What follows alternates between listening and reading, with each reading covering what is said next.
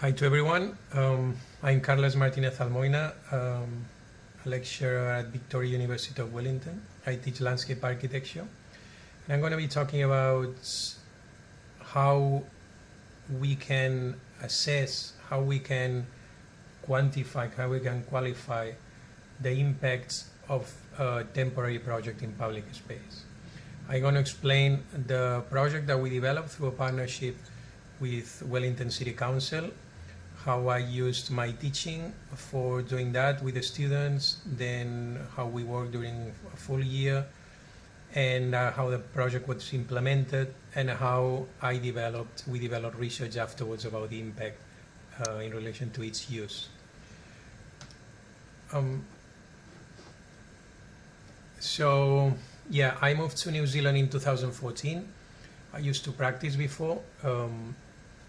So I have a double qualification of architecture. So my approach to landscape architecture has been quite broad. And my approach to academia always has been to investigate how we can find links out of our bubble.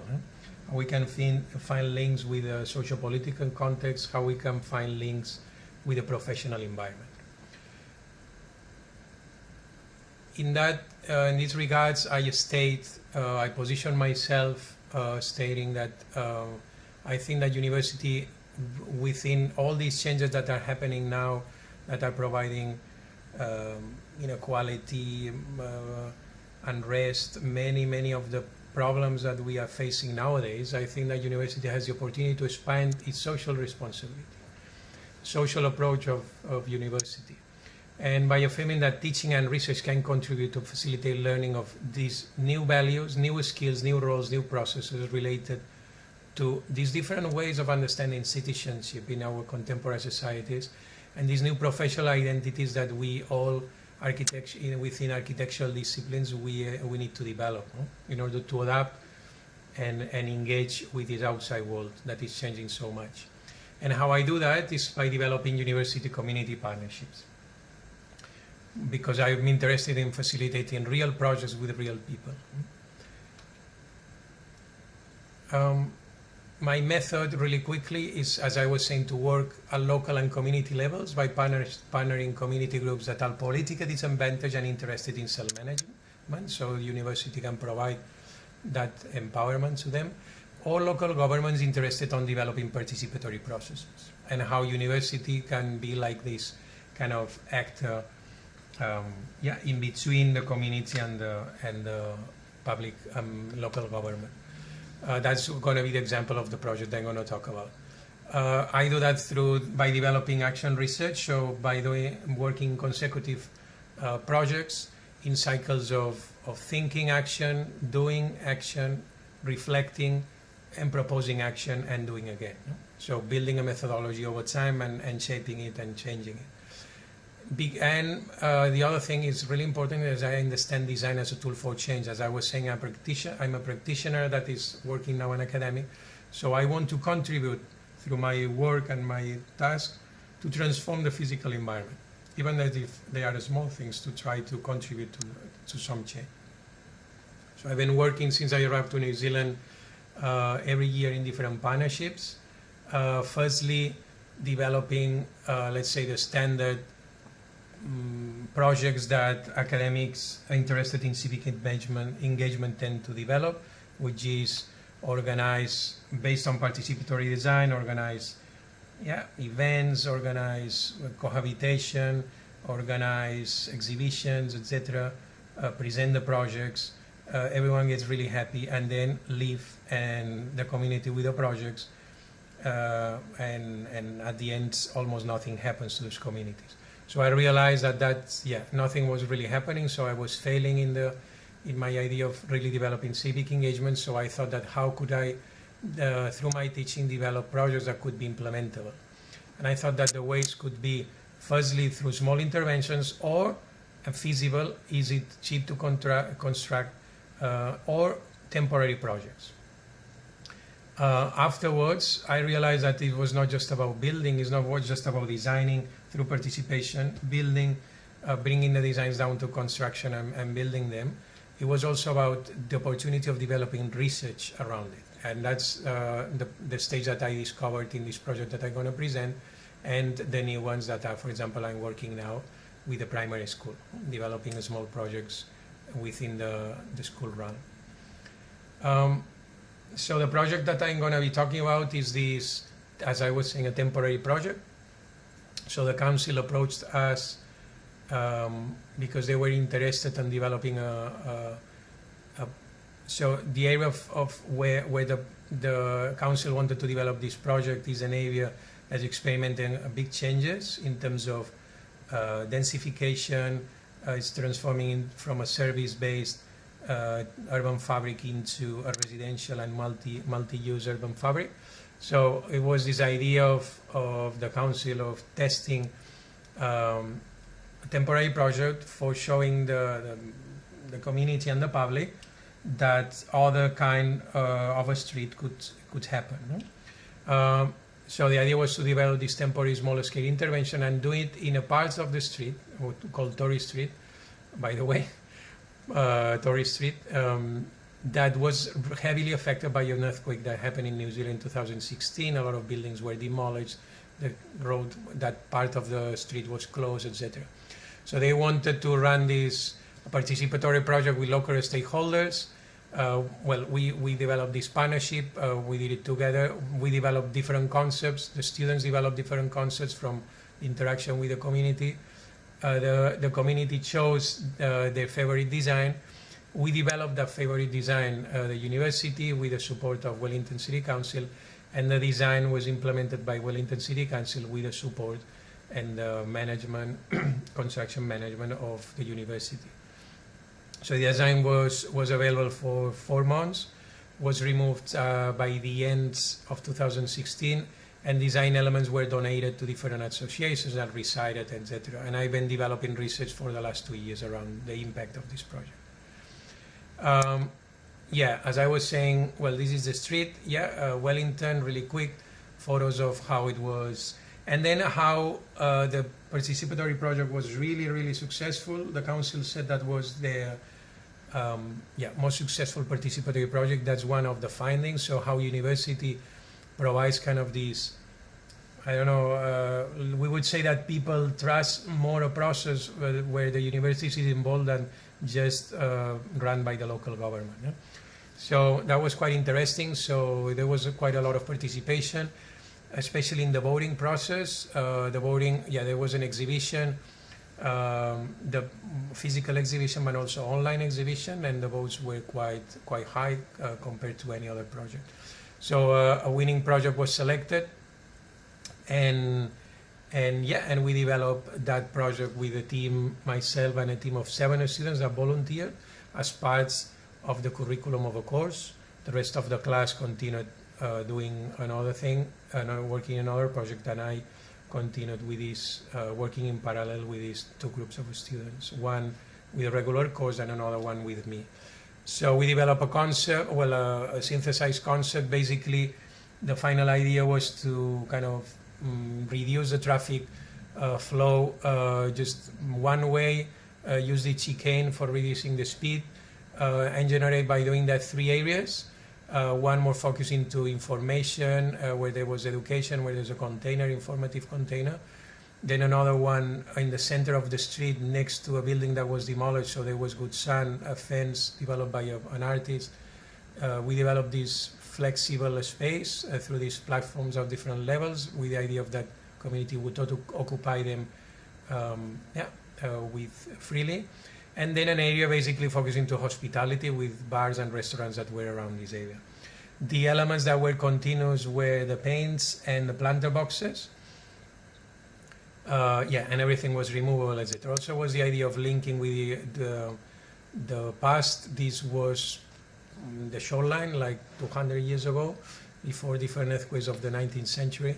So the idea of the planting was related to that, the idea of the transect, and how in these planter boxes, so was being a course of landscape architecture, construction course, but obviously landscape architects, the planting was quite relevant. We were involved with different facilities of the Wellington City Council, Yeah, and we developed this concept that it was from coastline to inland, and where a lot of people contributed, etc. Yeah, the students participated, many people participated in the project, and then the idea of everything was to be low cost, recyclable, and also reused. So the planters are now in another public space in Wellington. All the platforms were donated to different community groups in Wellington, etc. And the project, as I was saying, was quite successful. So a lot of people used the project, the street. Yeah, basically in its central area. And yeah, and as I was explaining now, a little bit of the process was quite an intense process. There were conflicts, as in any street design project. Yeah, there were people against it, people in favor, and as a university, the council, yeah, we served within all those swales and kind of reach, yeah, a final stage where everyone got happy. So that was quite pleasant. But there was a lot of conflict because, now I'll get into details, but because of the use that had, and the certain kind of users that use the space, and put the community members that they were, local community I'm talking, yeah, that they were in favor of the project, they went against, etc. So we needed to evolve the project during its lifespan and introduce some changes within the project that affected, for example, how loading and unloading was functioning, because that was not working well. We extended that. So also how we could change certain things for skaters. Then I'll explain what happened with the skaters and how the local businesses were super against, and there were these conflicts, etc. But yeah, as I was saying, I think this project demonstrates that the idea of temporariness induces this idea of flexibility and this idea of testing ideas, and that was a big success, I think, from this project. So yeah, what represents this project in relation to any temporary intervention? So an opportunity to develop a phased approach to urban change. So this introduced the discussion around how we can transform this, one of the main arteries of Tiaro. This is the neighborhood that I was talking about before. How in the future this could become a different street, not heavily dominated by cars as it is now, as you can see here on the left. Also an opportunity, how temporary interventions, and this project in particular, were an opportunity to test different approaches to urban change, yeah? and how this design process, as I was saying, was quite successful, because it enhanced participation. It also extended that participation throughout its lifespan. So yeah, and how can these projects, or should be these projects, tools for engaging with the local community, not just with the wider public, also with especially with the local community, and responsive to their issues. And how, as I was saying, this project demonstrates, how the changes and that we introduced were successful. As you see here, with these colors, it were construction drawings, so everything that's in gray were the elements that we introduced on the top of the platform. So myself and another member of the council, we were, for 2 days, I didn't have anything against the skaters. I was really sorry, because they were really cool. I engaged with them. But yeah, it was a war there. So we needed to position ourselves in relation with the local community. This project was thought for the local community, not for the skaters that were from all over the city. So we needed to modify the space and introduce these slats on the top of the platforms, and introduce also these boxes in order to avoid all the activities that we were developing. So yeah, also this project represents an example of how can be used as ways for experimenting new ways of collaboration and participation. As I was saying, a lot of people, university staff, students, council officers, politicians, volunteers, local community, general public, community groups, many people were involved in this project. So the community-based project was really important. And also how we, all of us, learn many things. How the council learned a lot of things, how to manage a project, how to manage complaints, because obviously some of the members of the local community raised their concerns to the highest level. I'm not going to get into details, but so the council really needed to react, and I think that demonstrated flexibility, and we as the designers, we obviously supported that process, and we led also that process. And we insisted a lot that we needed to react, that there was a spirit. So we, all of us, we learned a lot. Yeah? So the community, because they always learn about participatory processes and design and etc. And the most important thing is that we generated new public space and we facilitated new social life. So how temporary interventions produce this new public space in areas previously occupied by cars. Yeah? I'm really interested about this. How is this new land? Yeah? And how within this new land where there are no patterns of use, suddenly we can study how that space is used. We all use public space in relation to what we've been doing before, how we associate to that space. But when suddenly that space is new, as it happens with temporary projects, it's really interesting in terms of research to study how the space is used, because there are no pre-existing patterns. I develop the temporary projects that present these opportunities for developing research, and how the space is appropriated. And also, and how I developed this research related to how the space was used, but also how there are opportunities for developing parallel research projects that I never imagined. So suddenly afterwards, and I'm still working with that, we saw that these planter boxes could be samples of green groups, and how could, through the planting that I was planning before, I didn't get into any detail, could be used for developing knowledge around interaction of plants over time, etc. So how also temporary projects are an opportunity for developing many different types of research, not just related to democratic process of participation, co-design, but also to use of the space, but also with other things as this project demonstrates. So in relation to assessing the new social life, we wanted to qualify and quantify that use, produce usually formation for local governments, for designers, for researchers, and we targeted the central area that I was talking before that was used as this flexible space. We used a time-lapse camera. Obviously, we followed all the ethics processes. People were informed that they were parts of this, etc. There was an email. Anyway, so we followed all the... So we placed this time-lapse camera. By the way, here you can see the changes in the space before and after the changes. And this research still is disseminated and will be released at the end of, at the end of 2020. The goals of the research have been to assess the parameters that condition the use of public space, the public activity that was developed, concrete aspects of the design were more or less successful, the impact of the changes introduced, and to develop experiment with the research methodology around the use of public space. We developed this analysis in categories and subcategories related to time, environmental conditions, space, activities, and users.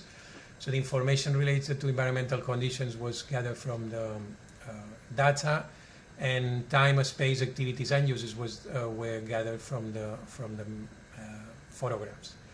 So we experimented. A big part of the research was how we could develop a method, how we could experiment with different software, and how we could, by parameterizing that data independently, how afterwards we could edit, filter, and interrelate that data by creating certain scenarios and not just generate a specific graphic information, also to produce findings, by linking and by, for example, seeing how groups were more or less used, compounded by females at night. So by crossing different categories, we could get rich findings.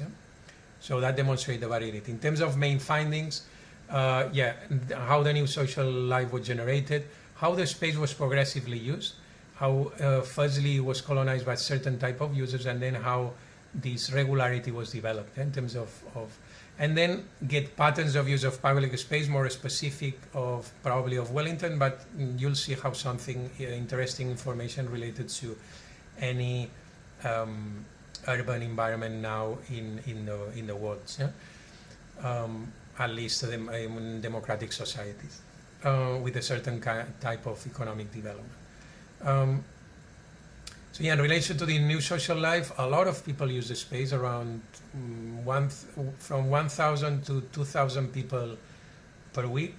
Obviously, it was heavily conditioned by climate conditions, but when obviously it was raining, even that in Wellington we are quite used to rough environmental conditions, but yeah, obviously that was affecting the use. And yeah, temperature also was influencing, but there was a quite regular use throughout the except around Easter, where it kind of increased, and how the use was heavily increased during the weekends. During the weekends, a lot of families were using the space. How this modified was quite interesting. Modified pedestrian patterns. Yeah? Pedestrian patterns that yeah, more over time, more people use the space, as you can see during and without the project. So yeah, how we progressively modify our pedestrian patterns, how a lot of activities were developed, a lot of activities, around 100 different type of activities. The most important ones, informal play, as I was saying, urban sports, BMX, skate, etc. But also a lot of people for having lunch. Or reading a book, or etc. So they were these activities that we developed over time when we know the space and we think, let's go there. Yeah? So it was quite interesting to see how these activities were developed differently depending on the time frame. Yeah, yeah, obviously, as I was saying, during lunchtime and weekday and during weekdays. And there was this peak of use, how a lot of people and the platforms were quite successful. This design for providing many options for people to have a coffee, eat, etc. Also, how during weekend mornings it was this amazing. It looked like how it's called, the playground. Yeah, but and how these platforms, how the idea of informal play for me was a great learning. Yeah? The idea of informal play and how we don't need to over-design the play spaces in the cities. Also, as I was saying, how there was these first people that colonized the street. Firstly, as we all know, children, they are interested about everything that is different. Suddenly it was really interesting to see the first days how parents with children were kind of stopping here because they were fascinated by these platforms. They wanted to jump, escalate, etc. Or skaters, how suddenly they arrived here and they colonized, and how there was this conflict between these two really different type of users, and how the use of skaters are these kind of purple or orange was stopped by the changes, yeah? And how the bikes and the parkour and scooters kind of maintained, but also got a little bit reduced. But yeah, how the changes were successful in that way. Yeah, we almost reduced the use of how the space was mostly used by groups of people. How we tend to use a space when we are with others, and how through individuals we tend to stay shorter periods. That was an exception, people sitting and reading a book or spending longer times by themselves. Usually the people that linger longer in the space were people that were in groups, yeah? And people that were sitting, yeah? Or playing, or these parents that were with children, etc. Here another example. And finally, a really interesting thing, how the space, and was not just the space, was used more by males than females. Also, how the pedestrians were more males than females. That really surprised us, especially during weekdays and nights. And during, yeah, so it was more or less 50% during weekends and daytime. Yeah, but then there were these time frames where there's almost the proportion was basically 40 to 60%. So here we can see the data. So how, and that's really interesting, and we want to develop further research about the use of public space in relation to gender.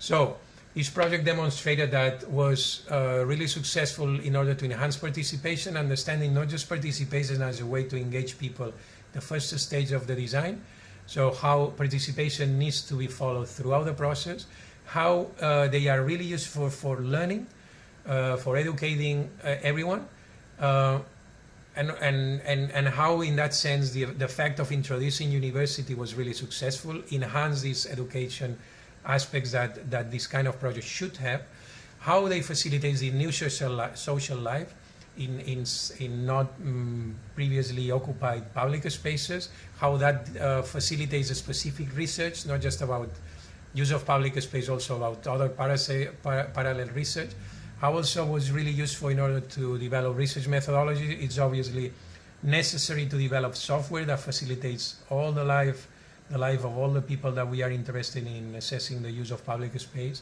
around the world. We need to develop a specific software, easier to introduce the data and processes it, and how finally this project demonstrates the value of developing practice-based research from university, and how by practicing, university can complement practice, can contribute to the generation of practical and applicable knowledge useful for local governments or for other councils. So yeah, thanks a lot. I hope that you have enjoyed, and if some of you wants to communicate with me and share our approaches, please feel free to do it. Thanks a lot. See you.